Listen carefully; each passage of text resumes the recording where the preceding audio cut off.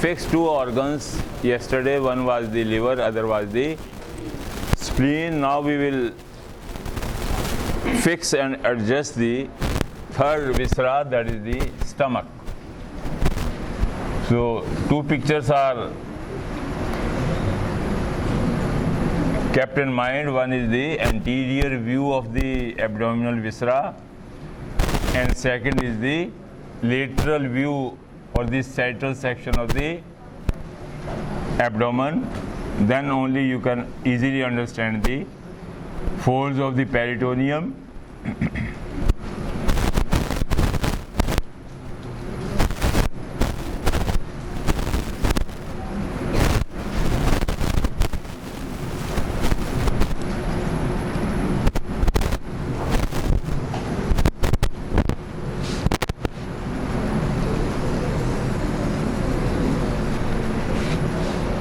So we have fixed the one organ, that is the liver, below the right dome of the diaphragm.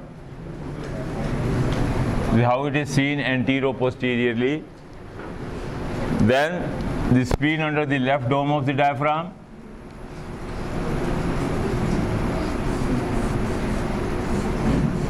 And there is a hole in between two at the level of T10 level, through which the esophagus is entering into the abdomen, and it is continuous with the J-shaped organ, that is the stomach.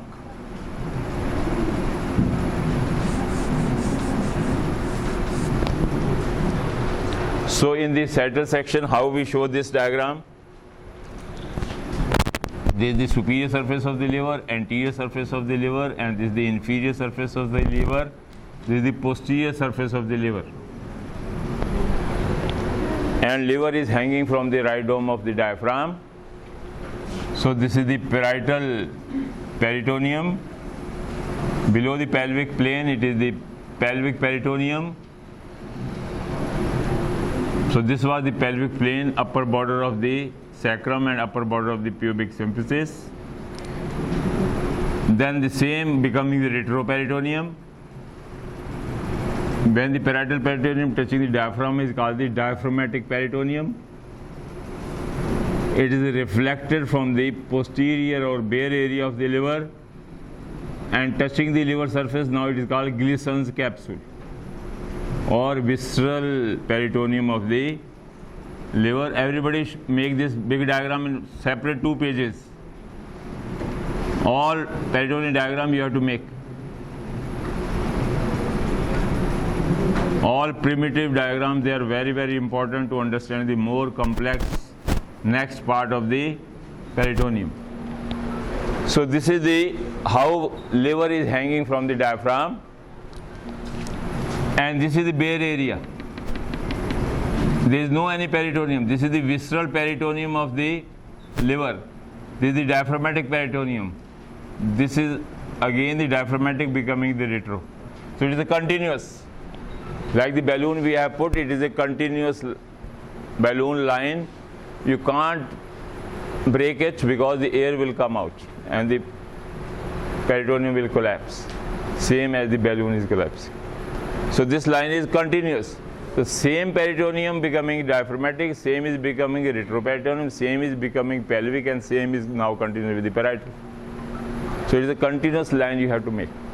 So this diagram is very, very important. Make in a big diagram in the full page. Then you can clearly understand the folds of the peritoneum. So this is the liver, how it is hanging. Now, liver and spleen, they were the firm organs, hard organs. 1.5 kg was the weight of the liver. 300 gram approximately was the weight of the spleen. So they have to be shifted in such a way in the one corner of the abdomen so that they not press the soft organs like the stomach on the 6 meter long jejunum and the ileum. So we have pushed them comfortably. They are lying and they are not interfering the function of the other. So similarly, I have put this stomach, this is the esophagus, this is the gastroesophageal junction or the cardiac end, this is the pyloric end of the stomach, this is the lesser curvature, This is the greater curvature. This is the anterior surface of the liver. This is the posterior surface. So liver is also lying randomly, touching the posterior abdominal wall, along with the 6 meter long jejunum and ileum. They are all covered by the what is called retro. So this is transparent. I can see through what structure is lying where. So as we have fixed the liver and spleen, now I want to fix the stomach. Because stomach is an organ different from the liver and spleen. It is a soft organ and it is an expansile organ. So whenever we take the food, it enlarges in size anteriorly as well as posteriorly, superiorly as well as inferiorly. So it has to be put and adjusted in the abdominal cavity among the other organs in such a way that its expansion should not hamper. So a special type of the fixation is required for it, and we will take the help of the peritoneum for it, for the functioning. So I identify the stomach, and I pick the stomach from the retroperitoneum as we have picked the liver and spleen. So I pick the stomach like this, and now stomach is movable because it is now in between the two folds of the peritoneum. One is in front or touching its anterior surface, other is touching its posterior surface, which has made the stomach a movable organ. It has to be movable. It has not to be fixed behind the peritoneum. Otherwise, how it can expand? So we have to pick it up as away as possible from the retroperitoneum and as away from the possible from the other abdominal neighboring organs. So this is how the position is there. So stomach is movable and it can easily expand. But problem is there that now stomach becomes a pendulum structure. When we take the full food, it will fall like this because of the gravity. And all the organs lying on the posterior abdominal wall we have done yesterday, the liver, the pancreas, ureter, the kidneys, they may be pressed and their function will be having problem. So this position of the stomach is not proper. We have to shift it somewhere else so that no other organ it can press. So when I move like this, how we can show in this diagram, I have pulled the stomach from the retroperitoneum and I made it pendulum-like and movable. Now it is expansile. It can expand superiorly and inferiorly, anteriorly a little bit, but posteriorly it may. But because of its function is the food intake. Whatever food you take, it remains in the stomach for how many time? 3 to 4 hours. What is that called? Gastric emptying time. We have done very well in the physiology. Physiology has done the whole of the GIT is finished. So now it will be easier to understand the anatomy. Because every organ or the viscera in the abdomen has to be adjusted according to its physiological function. Liver and spleen we have done. Stomach is expansile. Now here the problem is there, enlargement will be there. But when we take the food, because of the gravity, the stomach will fall down. This pendulum will be not like this. It is like this. And it may press the pelvic organs. Because now this stalk of the double fold of the peritoneum, it will come like this. And this pendulum will be here. It will fall in the pelvic cavity. In the pelvic cavity we have seen what organs are lying. Rectum, anal canal, urinary bladder in the female, the uterus, fallopian tube, ovaries. So it may press any organ. So this position is not proper. It's not good. So we have to put somewhere else. So what I have done, see what I am doing.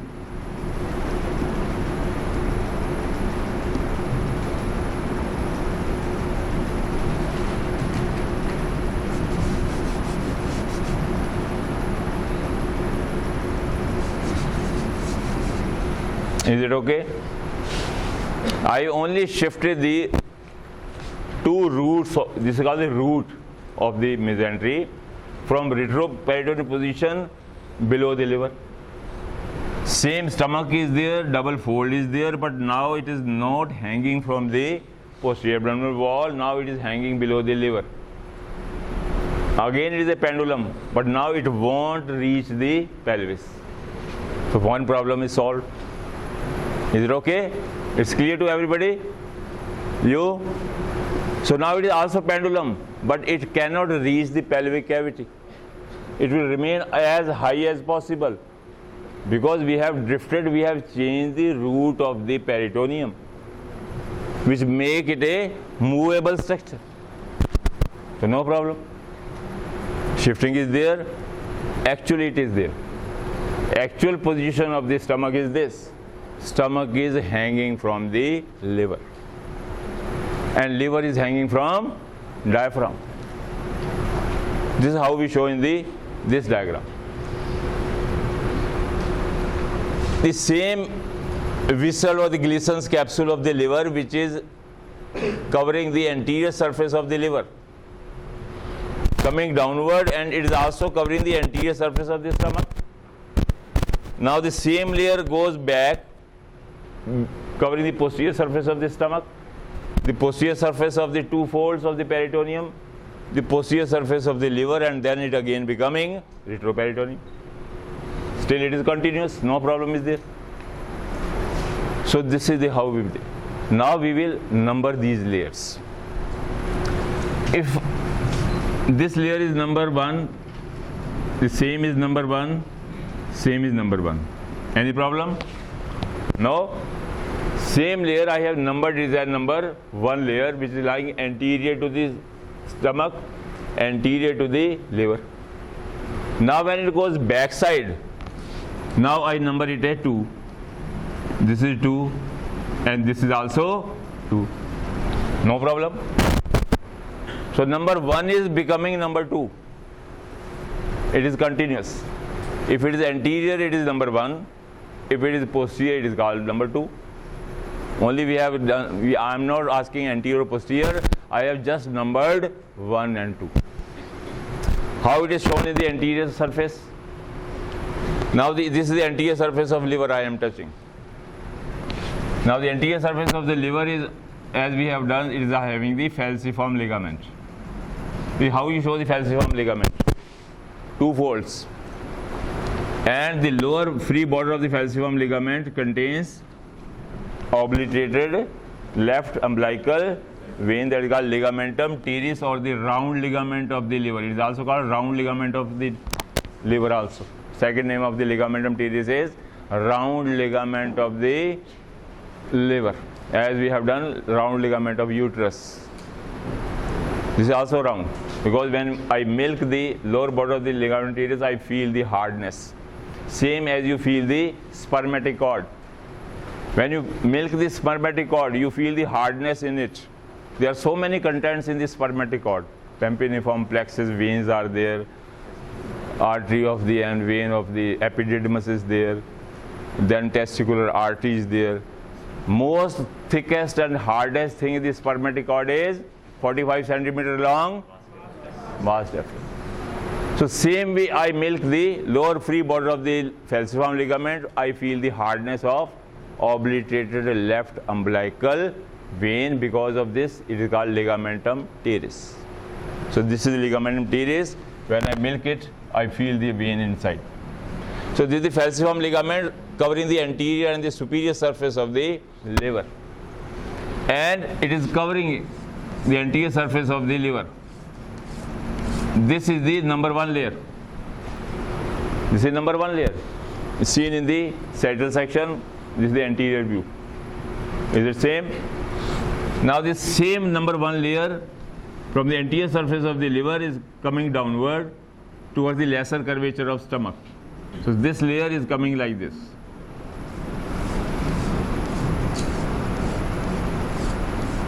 And covering the anterior surface of the stomach. Like liver, stomach is also covered. And from its greater curvature, The same layer is now going back, and it is also going back here and goes on the back side of the liver. I can't show the posterior layer back side. This diagram is more clear. So make this diagram and label number 1 and number 2 layers. Every diagram is important. So this is how the stomach is now hanging, and it is movable like this. Number 1 layer, this is number 2, back side. Now this double fold of the peritoneum, which has made the stomach movable, attached from the liver superiorly, and inferiorly it is attached to this lesser curvature of the stomach, is named as lesser omentum. This name is lesser omentum.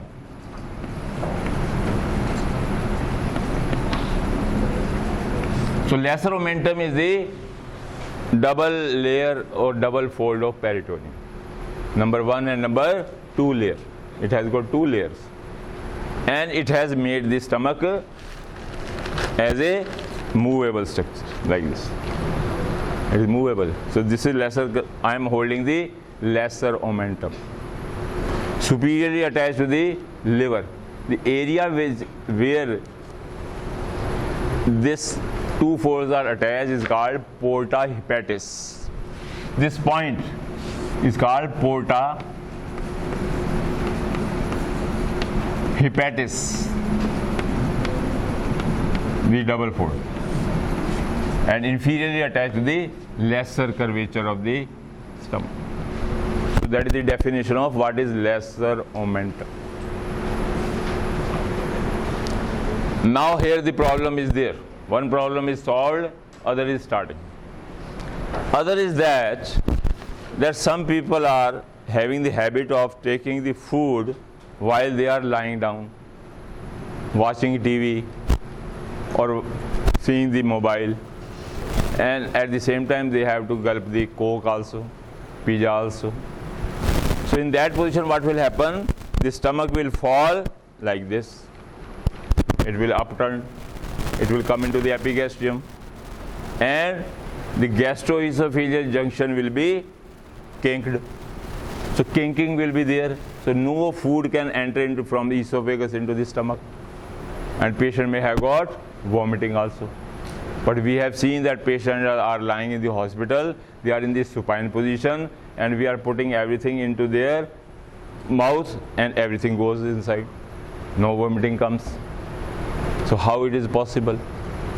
How it is possible? So that this gastroesophageal junction should not kink and the stomach should not fall like this up. What is the solution? Anybody? What is the solution? That stomach should not revert like this. It should always remain in a vertical position, hanging position. That is the only answer. So it will make the patency of the gastroesophageal junction, and food can easily enter from esophagus into the stomach. How it is possible? Newton's law of motion, the gravity. Put some weight on the greater curvature, so that the stomach always remains in a vertical position, whether we are supine, prone, Baba Ramdev yoga, Shirsasana may be there, our stomach should not revert. We want this solution, and this solution is only possible when we got the weight on the greater curvature. How it is possible? Only magic membrane is in our hand, that is the peritoneum. So what I will do, there is no weight here, so, and I know this peritoneum is stretchable. So I will stretch the double fold of peritoneum from the greater curvature as far as possible. So I stretch it downward as far as possible. It may come into the up to the pelvis, but pelvis is the limit. Bony pelvis, I cannot stretch as much but no problem. This length is not sufficient, the weight is minimal, because I have told you that this peritoneum is much thinner than this plastic or your balloon wall. So what I do, I will stretch it double more, and I fold it on itself, as we have done the inguinal ligament, reflected part of aponeurosis, the external oblique, as the curtain like. I have folded it, so I fold it double. Still it is not much thick, still the weight is not that much, whichever I want to have. So problem is still.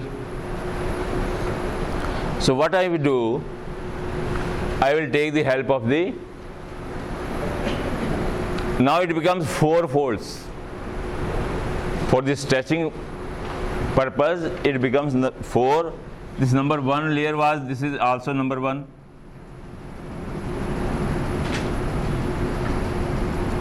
This is number 2. 2 is becoming 2. But now number 1 goes backside, now it is becoming number 4. And number 2 becoming number 3.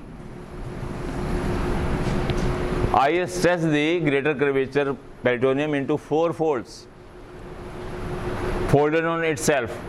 So number 1 is number 4 and number 2 is becoming number 3. Is it clear to everybody? 1, 2, 3. This is the only problem to understand the peritoneum. What is number 1, 2, 3 and 4? So it should be clear right now. We have stretched it double and fold on itself so that it becomes number 1, 2, 3 and 4. But still it is thin, the gravity doesn't work, and stomach is again becoming like this.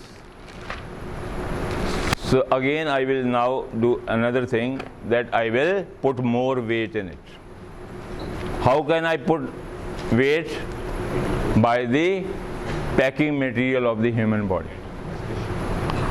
Packing material of the human body is the yellow color fat. So wherever there is a depression or there is a hollowness or there is a this is called lightness or some irregular contour of the body is there, to make it smoothen, the packing material of the human body is the yellow color fat.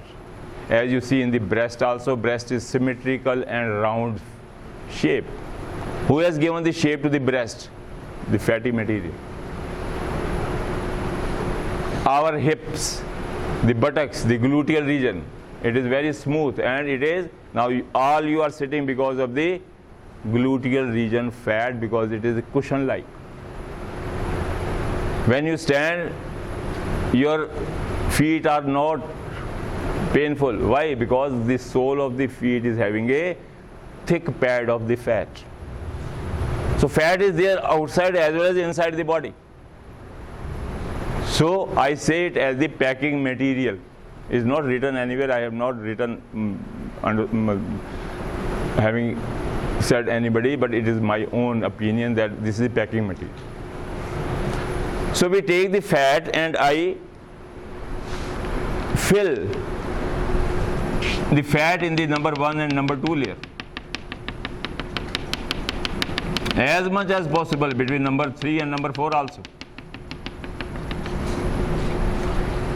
In this diagram I stretch from the greater curvature. Now this is how it reaches up to the pelvis, and again becoming this. This is number 4 folds. In the anterior posterior only I can show 1 layer, only number 1 layer. Only in this section I can show the all 4 layers. So I have put a large amount of the fat scattered in the groups here and there in the number 1 and 2 and 3 and 4 layers. Now number 3 and 4. So in number 2 and 3 they are very close and they are almost glued together. Only in the children they are separated, otherwise they are stick together. They are very close. I have made it separately, otherwise in the adult it is very close. 2 and 3 they are almost glued together. Fat is only present between the 1 and 2 and 3 and 4. So fat is there. So fat has made these 4 layers heavy. And now my purpose is solved. A sufficient weight is there and making the stomach in a vertical position in any state of the human body. Now this all 4 layers hanging from the greater curvature, now we name it as the greater omentum. Greater omentum is the name given to the 4 layers of the peritoneum hanging from greater curvature. Omentum is the name given to the folds of the peritoneum attached to the stomach. And it is very big and thick. And it looks like the omelette-like also. When you see in the D hall, it is omelette-like. As you make the omelette, what happens there? There are yellow spots, the green chilies, and then some lacunas are there, small spaces, cut spaces are there, same is it. Scattered and the space is empty somewhere. Exactly omelette-like. If you take 2 omelettes or 3 omelettes together in your thumb and finger, so that is the thickness of greater omentum. More is the obesity, more is the fat in the human body, more is the fat and more thicker will be the greater omentum. So that is this state. Now I want to take the advantage of this greater omentum of some other way. Now I put some macrophages in it. Macrophages, they are microscopic cells. Macro means big, phages means phagocytosis. So these cells, they phagocytose very heavily, more than WBCs, more than neutrophil, eosinophil and basophils. So they are named as the macrophages. So abundant amount of the macrophages I fill in the greater omentum. And because of that, the greater omentum is also called policeman of the abdomen. Underline. Policeman of the abdomen, or also called the guard of the abdomen.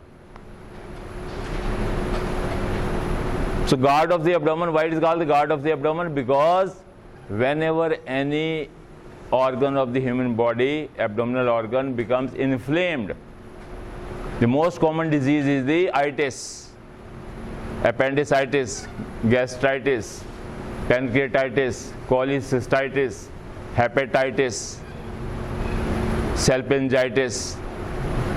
So every organ is troublesome. So itis means inflammation. And what are the 4 signs of inflammation I have told you? Red, hot, painful and swelling. So whenever these 4 things are together, all 4 together, to any organ, due to any reason, we label that organ is under inflammation. And we diagnose as the itis, appendicitis, gastritis, so many. So whenever any organ, for example, appendix is there, it is lying in the right iliac fossa. We have done 9 quadrants. It is lying over here. So appendicitis is there. It means appendix is a red color. It is hot to touch. It has swell up. Usually it is like your little finger thickness, but now it becomes thumb-like thickness. So what will happen? The lower free border of this greater omentum will go shift towards the appendix, right iliac fossa or the inguinal region, and it will encircle the appendicitis like this. It will cover it circumferentially, and whatever the infected material is coming out of this inflamed organ, the pus cells, the dead, what is pus cell? Dead WBCs, and all the disease causing bacteria which has caused the infection, what will do? It will minimize the infection. It will try to localize the infection of the appendix. It should not spread to the whole of the abdomen. So this is why it is called the policeman of the abdomen, or it is guarding the abdomen. Wherever anybody or any organ is under the inflammation, it will reach there by chemotaxis or some other mechanism. And macrophages will be migrated from the greater omentum to the inflamed site, and it will start its function of phagocytosis. It will eat up the pus cells, it will eat up the bacteria present there. So it is a defense of the abdomen through the macrophages. That's why it is called the policeman or the guard. Police may reach or not reach at the site of the crime, but the great momentum will reach there. So is a true policeman is inside our body, not these people who are having the. So this is how we explain what is the great momentum. Now these upturned part of the number 3 and number 4 layers, we stretch it up as high as possible, and they will touch the retroperitoneum, and ultimately they will fuse with it, so that number 3 layer becoming the retroperitoneum and number 4 layer becoming the downward as the retroperitoneum. Now it is all continuous. So it is fused to the retroperitoneum from where we have picked it up. This process where the number 3 and number 4 layers, they are fused with it, it actually happens during the embryological period. In the intrauterine life, during the development of the GIT, this thing actually happens. And this fusion of the peritoneum with the peritoneum is called zygosis. This is a phenomena. Zygosis is the name given. So if the question comes, write a short note on the zygosis, then you have to explain. There are so many areas now we will study in the embryology of the abdomen. Zygosis occurs. So this is the zygosis. Now stomach is a organ, it has to be supplied by the artery and drained by the veins. So arteries, they are very near to the stomach and supplies it. Same artery will supply the fat, because fat is also a tissue, it is a cell. It is also supplied by the blood vessels like this. So vessels, the artery and the veins supplying the stomach and omentum, they lie in number 1 and number 2 layer. But no blood vessel is present in number 3 and number 4 layer. Underline it. No blood vessel is present between number 3 and number 4. It is only present between number 1 and number 2 layers of the greater omentum.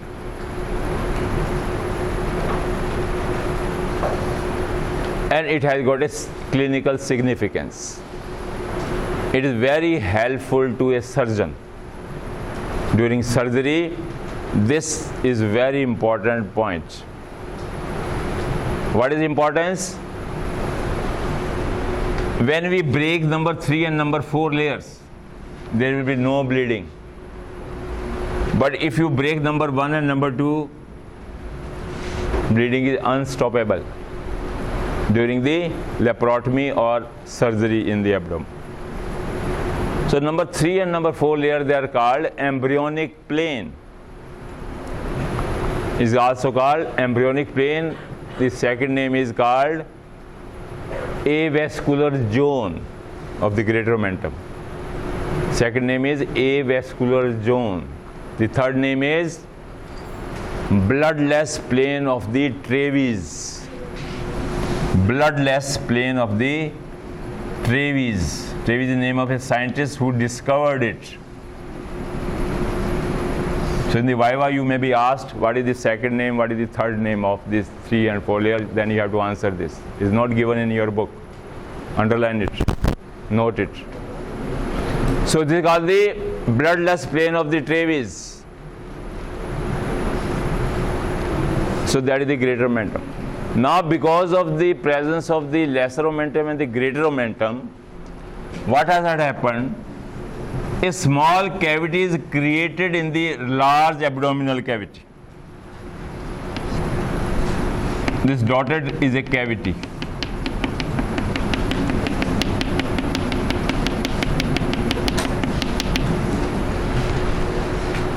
So this is a small cavity is created behind the lesser omentum, behind the stomach, and behind the liver, if we see anterior-posteriorly.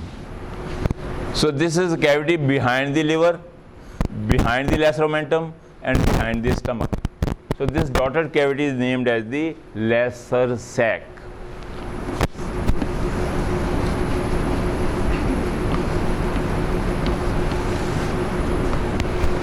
Why is it called lesser sac? Because it lies behind the lesser omentum. Sac means a space, a cavity, and the rest of the original cavity from where we have started, it was called greater sac. The original cavity is called the greater sac, and the small cavity, so this hole is the greater sac, but this is a small space, so we call the lesser sac. So lesser sac is a very, very important university question. 5 to 6 pages are there, you can write down about what is lesser sac. We will go into the detail later on, but till now you should know only this diagram. So finally everybody should make this diagram, lesser sac and greater sac, because this is wrongly given in your book.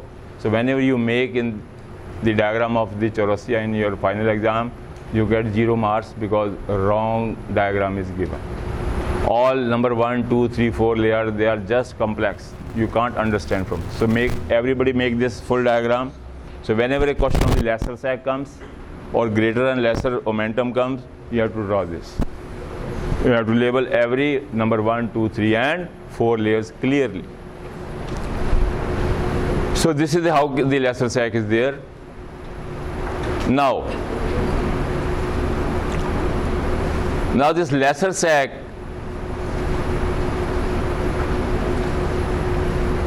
is a covering having the boundaries anterior, posterior, superior and inferior.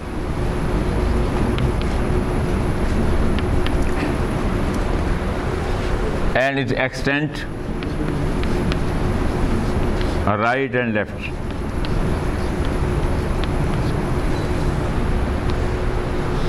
So it is a cavity. What is the definition? It is a cavity behind the liver, behind the lesser omentum and behind the stomach. And this is the lesser omentum between the liver and the lesser curvature. This is the attached border of the number 1 layer, attached to the diaphragm on the left side, but on the right side this is the right free border of the lesser omentum.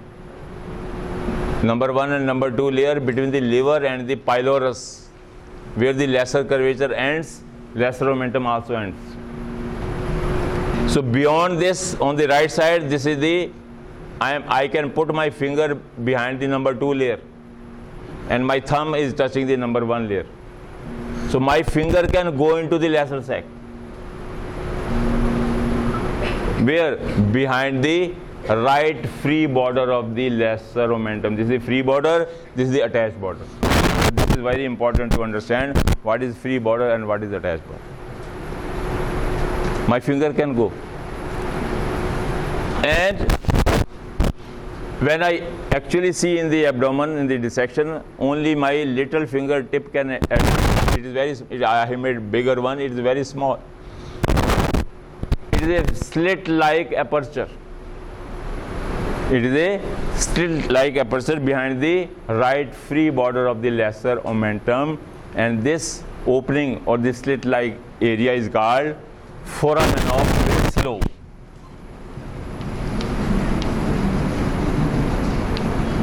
Foramen of Winslow is the name given. Winslow is the name of scientist who discovered it, that we can enter into the lesser sac from the greater sac just by putting the finger, little finger. It is accessible, so it can go. So my arrow is going from the greater sac into the lesser sac. This is the foramen of Winslow. This is how we show it in the coronal section, in the sagittal section also. So if I put my finger into it, its vertical length is only 1.25 centimeter. Underline it. Only 1.25 centimeter. Hardly admits little fingertip. And when I put the finger, the boundaries superior, inferior, anterior, posterior is very, very important. That is the foramen of Winslow, or the other name is epiploic foramen. It is also called epiploic foramen. So what are the boundaries? So when I admit my finger into it, my nail of my finger is touching posterior boundary. And what I see the posterior boundary, what lies here? Inferior vena cava. My nail is touching inferior vena cava, lies here. The ball of my finger anteriorly, in it lies the three structures. Anteriorly, three structures. Posterior to anterior, one is the portal vein. Then on right side, there is a common bile duct.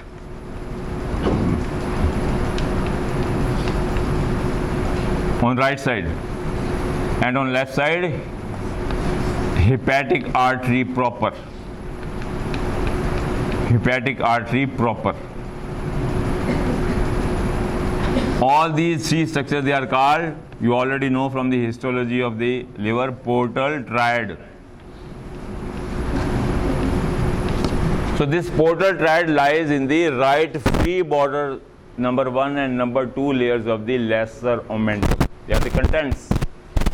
Anybody asks you the contents of the right free border of the lesser omentum is portal triad. And these three things, mutual position is very, very important. Portal vein is P for, remember, P is posterior. Portal vein is posterior, on right side is the common bile duct, and anteriorly left side is the hepatic artery proper. Only portal vein is posterior, common bile duct and the artery, they lie anterior to the portal vein. So this is how we show in the diagram also. This is the foramen of Winslow.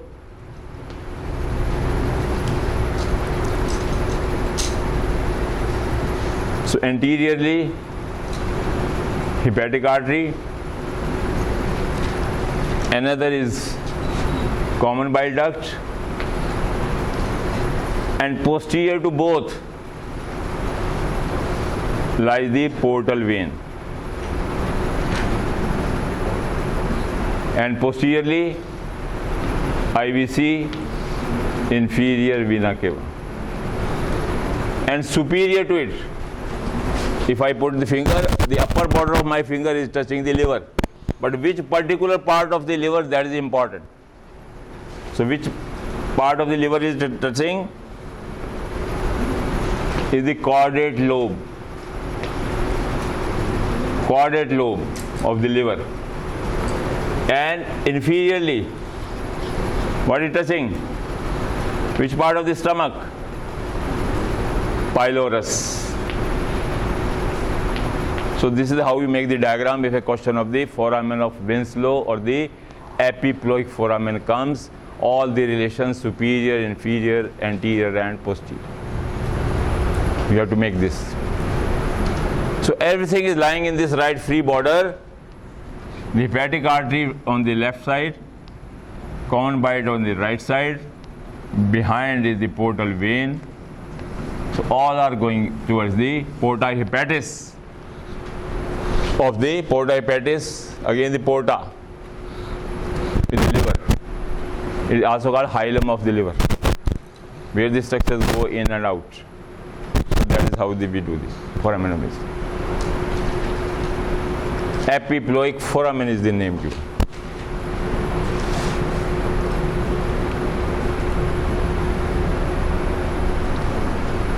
Now next part is we have fixed the stomach.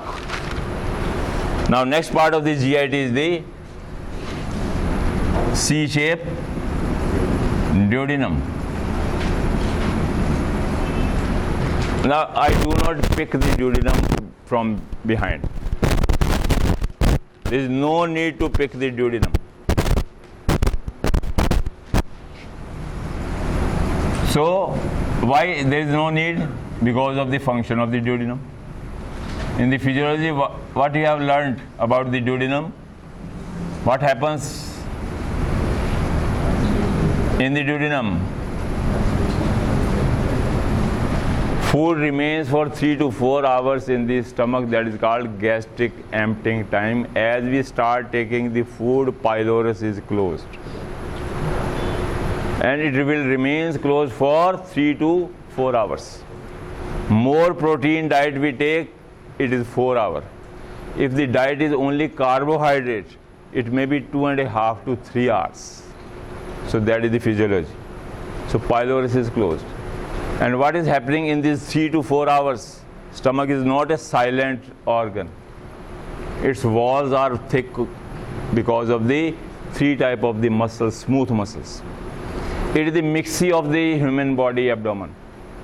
What happens in the mixie? We put the hard sugar, you put the hard apple pieces, you put the soft milk, press for 3 to 4 minutes. What will we take? Shake is okay. Same is happening every day in our stomach. Food is churning like the mixie is there inside. Food is pressed by the muscles present in its wall, circular, oblique and longitudinal. Both in its anterior posterior wall. When the food falls from the esophagus by gravity into the greater curvature, the muscles here will contract and the food will be thrown during the pylorus. When it reaches here, the pyloric muscle will throw here. So this is happening for the 3 to 4 hours. Food is not silent. Food is not at rest. Stomach is also not at rest. It's working 3-4 hours till whole of the food you have taken, veg, non-veg, hard or soft, will be converted into a paste. And what is the name of paste? Chyme. So chyme is formed. That is the function of given to the stomach, the physiology people tell. So it is a mixie of the human body, abdomen. When the paste is fully formed, chyme is formed, then slightly the pylorus start opening. And first jet of the acidic chyme will fall in the posterior wall of the first part of the duodenum. Mind it, posterior wall, underline it. It's very important clinical value, and question also asked, maybe asked in the MCQ. Why posterior wall, why not anterior wall? The anatomy will tell you. Peritoneum will tell you the answer. First jet of the acidic chyme from the pylorus will fall on the posterior wall of the first part of the duodenum. That is very much prone to the duodenal ulcer. Not anterior wall. Ulcer is always in the first part. If it happens on the posterior wall, this is the reason. So this is how the stomach is having its function. Now food will enter as the acidic chyme into the alkaline pH of the duodenum. The physiology people might told you the pH of the stomach and duodenum is different. It is alkaline. And what is happening in the duodenum? What is the length of the duodenum? Same esophagus, 25 centimeter long.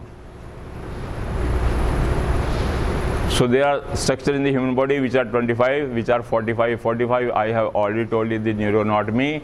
You have done spinal cord 45. In the thorax, you have done thoracic duct 45. In the abdomen, you have done the vas deferens 45. Rest of the 45 we will tell later on. So as you are doing the anatomy, you are doing familiarized with what is 45, 45. Now it is 25 is esophagus you have done, 25 is the duodenum. What is happening in this 25 centimeter long, almost 1 feet? 1 feet contains 30 centimeter. It is almost 1 feet length of the small intestine. What is the function, physiological function given to the duodenum? Anybody? What happens in the duodenum? There is a festival every day going on in the duodenum that is called your most favorite festival of the year is Holi. Holi is going on every day. Two type of pichkaris are there. One is coming from main pancreatic duct, and other pichkari come from gallbladder cystic duct of the bilirubin and biliverdin. Green and yellow pigment pichkari is going on every day. So when this acidic chyme enters into the duodenum, there are two sprays are there on the spread on the chyme for the digestion of the food. That is the function of duodenum. Number one, digestion of the food. Whatever food you have taken, it enters into the duodenum as a paste or the chyme. When it reaches the fourth part of the duodenum, whatever food you have taken in the paste form, when it reaches here, you can take your food, solid or soft, non-veg or veg. Now you can collect your food in a test tube. This is the function given to the 25 centimeter long. This is happening. Every day your solid chyme, paste like chyme, is converted into a watery fluid, ready for villi of 6 meter long jejunum and ileum for absorption. So duodenum is preparing your chyme into a watery solution for the villi. That is the function assigned to it. So we need not to pick it up. We want to make it silent. Because if we pick it and it becomes movable like stomach, its function will be disturbed. The holy pichkari is only possible when your target is fixed and your hands are fixed.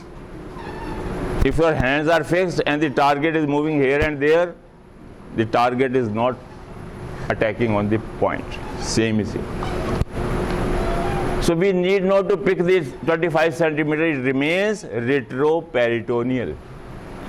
There are certain organs which are movable in the abdominal cavity, others they are not movable. They are called retroperitoneal organs. As you have seen in the model, all retroperitoneal organs, they are two kidneys, the duodenum, the pancreas, the ureters, abdominal aorta, inferior vena cava. They are all suprarenal glands. They are not moving. They are fixed to the posterior abdominal wall. So they are called retroperitoneal organs. They are covered by this retroperitoneum. Because they do not require, because if they are movable, their function will be disturbed. They won't serve what for which they have been made. So that's why duodenum has to be silent. From the major duodenal papilla and the pancreas fitted in the concavity of this duodenum will spray the pancreatic juice, and the gallbladder which is present under the surface of the liver through the common bile duct will spray the bile juice on the chyme which is entering into this.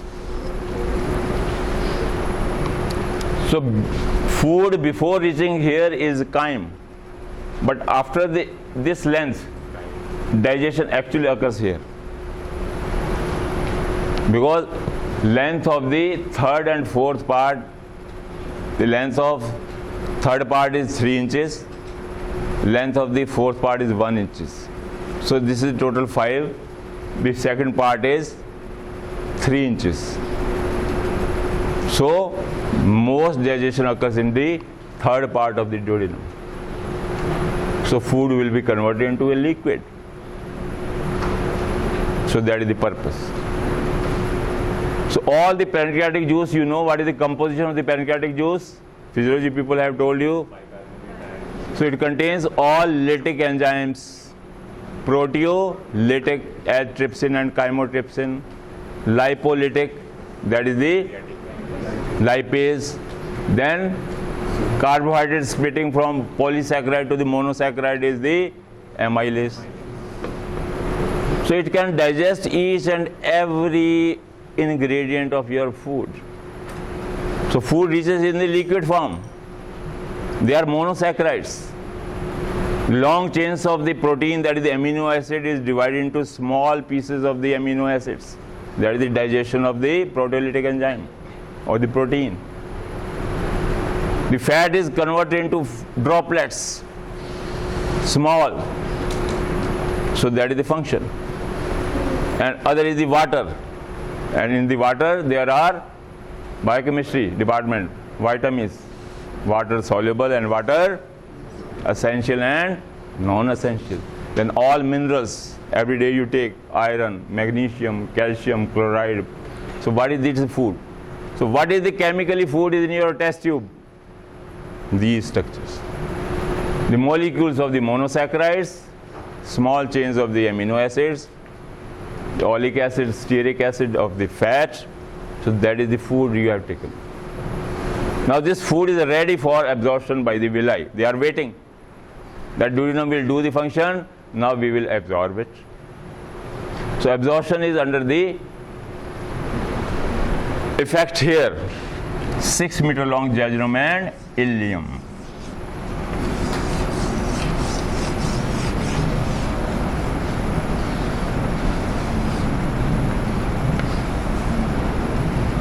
So finger-like villi are there. They can only absorb the monosaccharides or small chains of the amino acid. They cannot absorb the polysaccharides. That's why the duodenum is there. That's why the other structures are there. Is it clear? So that is how. Now jejunum is 6 meter long. If it remains retroperitoneally, its villi will be kink like this. They will be pressed by the retroperitoneum. So it has to be movable. That's why the villi should remain like the finger-like. It should not kink. Kinking may decrease the absorption. So they have to be straight. And villi, they are macroscopic structure. You can see it. What is the size of the villi? Anybody?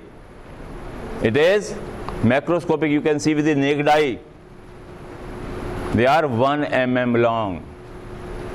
Another thing you can see from your naked eye is the ovum.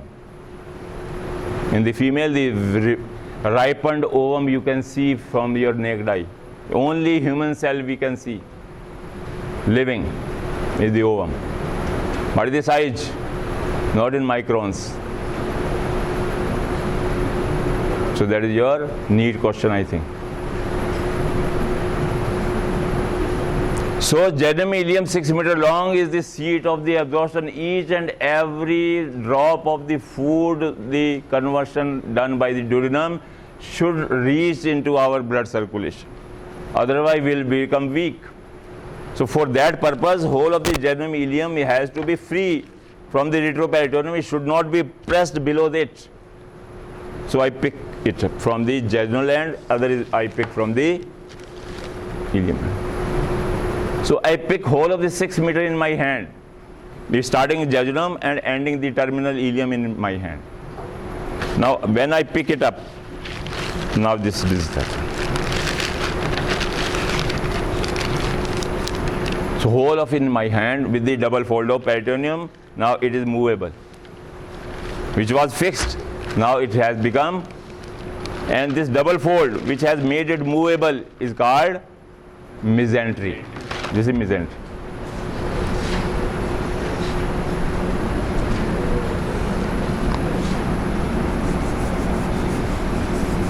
So from the retroperitoneum I stretched it downward behind the greater omentum.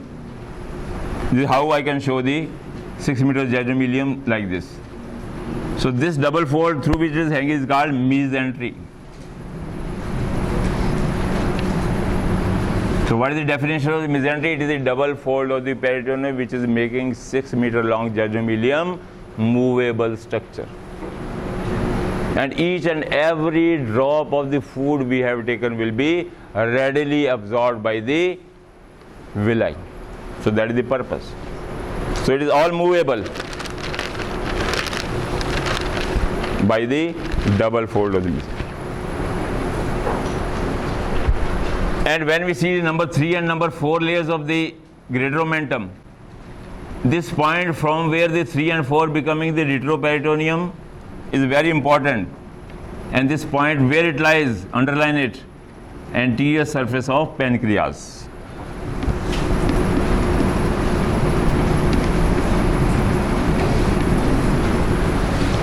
So from the pancreas anterior surface, number 3 layer becoming diaphragmatic peritoneum, and number 4 layer is becoming the retroperitoneum. Pancreas is this. This is the pancreas. So from its anterior surface here, this fold goes by. And this is the root of the mesentery. All arteries supplying the intestine, jejunum will go from here, and all the veins comes out of this. So this double fold of the mesentery also is a medium, a space for the artery and veins to go in and out of the intestine also. And from where it has started, number 2 layers of the mesentery, it is called the root of the mesentery. Root of the mesentery means from which area I have picked the intestine. That is called the root. As number 3 and number 4, they are also called the root of the greater omentum.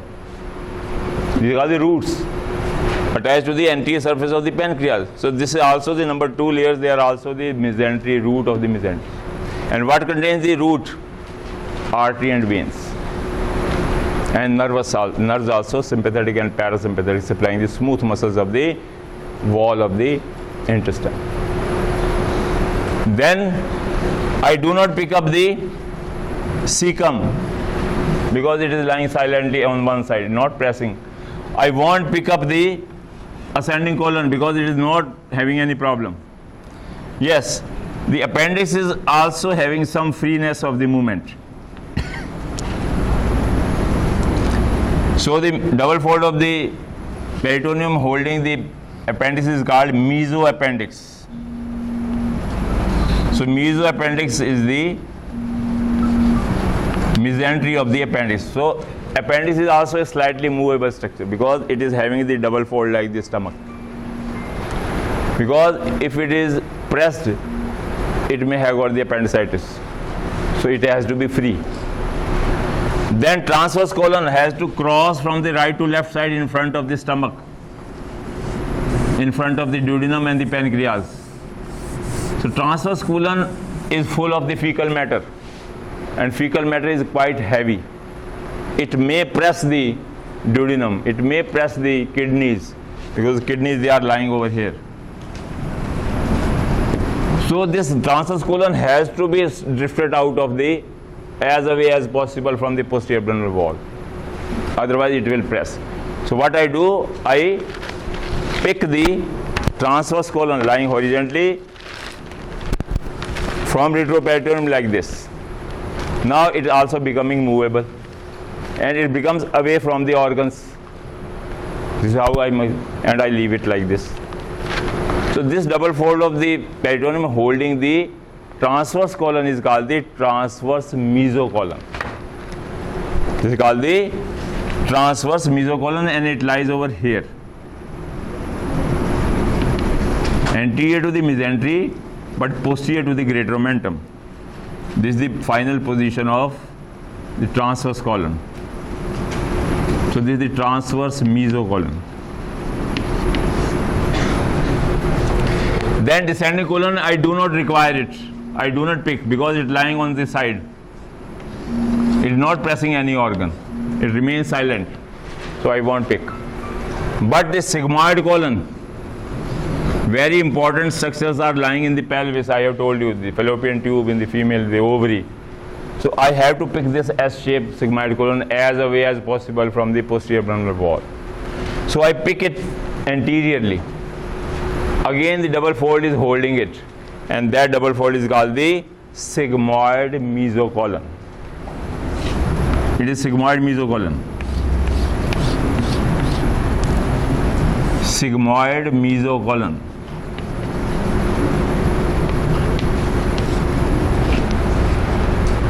So sigmoid colon, it was S-shaped like this. So when I picked it in the pelvis, it becomes S-shaped. And because of the S-shaped folding, now the double fold of peritoneum is also, see, it is also folded. It is not straight like the mesocolon or mesentery. It is also folded. And when I see the folding, it is triangular in shape. See, it is triangular. If you pick up any S-shaped thing, it becomes conical. So that's why I have made the root of the sigmoid mesocolon as triangular. This is the triangular position. Rectum lies in the pelvis, so no need to pick it up because it lies in front of the sacrum comfortably, so no need to disturb it.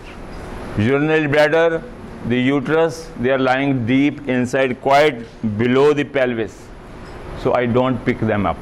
So this is how the peritoneum has made some organs movable and some are fixed retroperitoneally according to its function. So that finishes with the what is peritoneum. Rest we do next time.